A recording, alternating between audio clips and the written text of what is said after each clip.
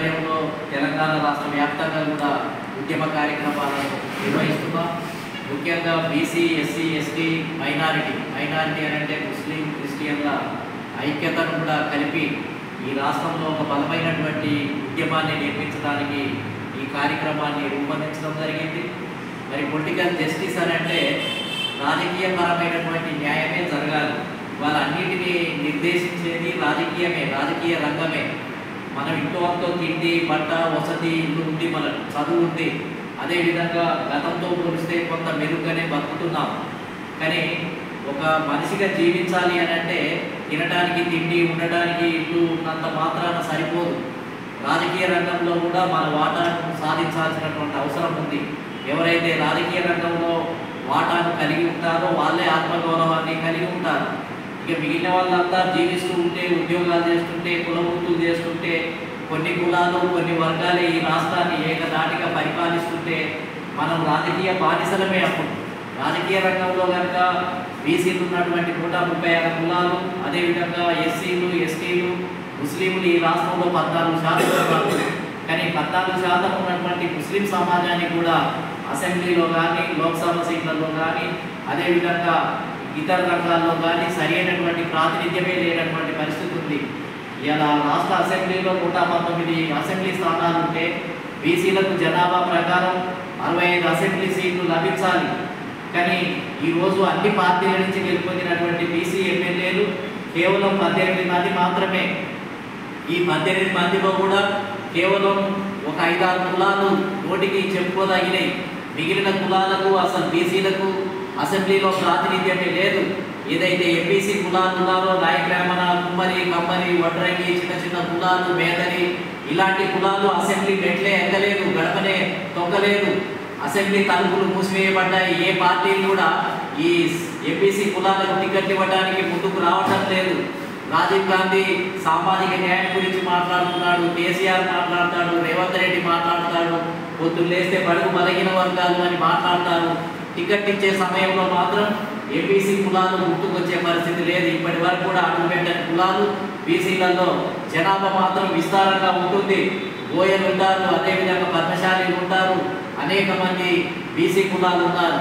కానీ ఎమ్మెల్యే టికెట్లు మాత్రం వాళ్ళకు దక్కడం లేదు. ఎమ్మెల్యేలుగా అడుగుపెట్టినటువంటి పరిస్థితి ఉంది. ముస్లిం సమాజము ఈ కాంగ్రెస్ పార్టీ గెలవడానికి పెద్ద ఎత్తున ఓటు బ్యాంకు వేయడం జరిగింది. కానీ కాంగ్రెస్ పార్టీ నుంచి ముస్లింలకు ఇచ్చినటువంటి టికెట్లు ఎన్ని 3-4 టికెట్లు కూడా ఇచ్చినటువంటి పరిస్థితి లేదు. ఓట్లేమో ముస్లింలకి కావాలి, టికెట్లు మాత్రం ఇవ్వడానికి వీల్లేదు. ఒక ఎంఐఎం పార్టీ నుంచి గెలిచిన ఎమ్మెల్యేలు తప్ప ఇలా కాంగ్రెస్ పార్టీ నుంచి ఒక్క ఎమ్మెల్యే గెలవలేదు. ముస్లిం సమాజం నుంచి బీజేపీ నుంచి గెలవలేదు. బీఆర్ఎస్ నుంచి ఒకరిని కూడా గెలిచినటువంటి పరిస్థితి లేదు. అంటే బీఆర్ఎస్ నుంచి ఒక ఎమ్మెల్యే డైరెక్ట్గా గెలవలేదు, కాంగ్రెస్ నుంచి లేదు, బీజేపీ నుంచి కూడా లేదు. పేరుకు మాత్రం మళ్ళీ బడుగు బలహీన వర్గాలు, ముస్లిం సమాజం అని మాట్లాడతారు. అంటే బీసీలకు రిజర్వేషన్లు లేకపోవడం వల్ల ఇవాళ బీసీలకు దక్కాల్సిన ఎమ్మెల్యే టికెట్లకు, ఎంపీ టికెట్లు అన్నీ కూడా మొత్తం రెడ్డి సామాజిక వర్గం, వెలమ సామాజిక వర్గం కాజేసి వాళ్ళు అనుభవిస్తున్నారు. వాళ్ళ జనాభాకు మించి రెడ్డి సామాజిక వర్గం ఈ రాష్ట్రంలో గెలుపొందుతున్నటువంటి పరిస్థితి ఉంది. ఇలా ఉమ్మడి మహబూబ్ నగర్లో చూస్తే ఒకప్పుడు గుజరాత్లు గెలిచారు, ఈ రాష్ట్రంలో ఓయల్ గెలిచారు, 1-2 సీట్లు గెలిచారు, గౌడులు గెలిచారు. గతంలో అనేక మంది పద్మశాలీలు, విఠలరావు గారు గెలిచారు. మల్లికార్జున గౌడు ఎంపీగా చాలా సంవత్సరాలు మంత్రిగా గెలుపొందడం జరిగింది. ఎంతో మంది గెలుపొందారు. ఇప్పుడు ఆ గెలిచిన సీట్లన్నీ ఎవరి చేతుల్లో ఉన్నాయి? రెడ్డి సామాజిక వర్గం ఒక్కొక్క సీటు, పద్మశాలికి గెలిచిన సీట్లను, గౌడులు గెలిచిన సీట్లను, బోయలు గెలిచిన సీట్లను, గుజరాతులు గెలిచిన సీట్లను, ఈ మొత్తం ఏంటంటే రజకులు గెలిచినటువంటి సీట్లను ఒక్కొక్కటి కాజేస్తూ వాళ్ళే మొత్తం ఏంటంటే జిల్లాను ఆక్రమిస్తున్నటువంటి పరిస్థితి ఉంది మహబూబ్ నగర్ జిల్లాలో.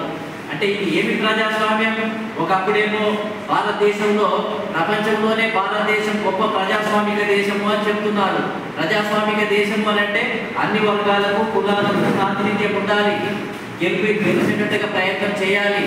కానీ 2-3 కులాలే ఈ రాష్ట్రంలో, ఈ దేశంలో కొన్ని కులాలే పరిపాలిస్తుంటే మిగిలిన కులాలు కేవలం ఓట్లేయడానికి, జెండాలు పోయడానికి, కరపత్రాలు పంచడానికి, వాళ్ళ చుట్టూ తిరగడానికి, జనాన్ని మొబిలైజేషన్ చేయడానికి మాత్రమే మనం ఉపయోగించుకుంటున్నారు. ఎమ్మెల్యేలు, మంత్రులు, ముఖ్యమంత్రులు వాళ్ళే అవుతున్నారు. తెలంగాణ ఉమ్మడి ఆంధ్రప్రదేశ్లో రేట్లే మొత్తం ఏకఛత్రాధిపత్య ముఖ్యమంత్రులు అంతా వాళ్ళే 14 మంది ముఖ్యమంత్రులు అయ్యారు ఉమ్మడి ఆంధ్రప్రదేశ్లో. ఇప్పుడు మళ్ళీ తెలంగాణ వచ్చిన తర్వాత మొత్తం వెలమ ముఖ్యమంత్రి అయ్యాడు 2 దఫాలుగా, అంటే 10 సంవత్సరాలు ఏకదాటిగా. తర్వాత ఇప్పుడు మళ్ళీ రెడ్డి మొత్తం ఏంటంటే రెడ్డి సామాజిక వర్గం నుంచి ముఖ్యమంత్రులు అయ్యారు. అంటే ఈ రాష్ట్రాన్ని బీసీలు పరిపాలించొద్దు, ఎస్సీలు పరిపాలించొద్దు, ఎస్టీలు పరిపాలించొద్దు, ముస్లింలు పరిపాలించొద్దు. వాళ్ళు కూడవలుపుకున్నట్టుగానే మొత్తం ఏంటంటే ఏకదాటిగా వాళ్ళే పరిపాలిస్తున్నారు. మరి ఎవరు గమనించాలి దీన్ని, ఎవరు చూడాలి అంటే బీసీలు గమనించాలి. కానీ బీసీలు గమనిస్తున్నారా? బీసీలకు ఏంటంటే తిండి బట్ట వీటి కోసమే ఆలోచిస్తున్నారు తప్ప హైదరాబాద్లో ఎవరు పరిపాలిస్తున్నారు, ముఖ్యమంత్రి ఎవరున్నారు, ఎవరికి ఓటేయాలి, అసలు కాంగ్రెస్ పార్టీ ఎవరికి ఎక్కువ టికెట్లు ఇస్తుంది, 43 మంది రెడ్లు ఇవాళ సామాజిక వర్గం, ఇవాళ ఎమ్మెల్యేలుగా రిజర్వేషన్ అసెంబ్లీలో 43 మంది, వెలువలు దాదాపు అదే 10-11 మంది వెలువలు ఏంటి అంటే 1% కూడా ఉండరు జనాభా.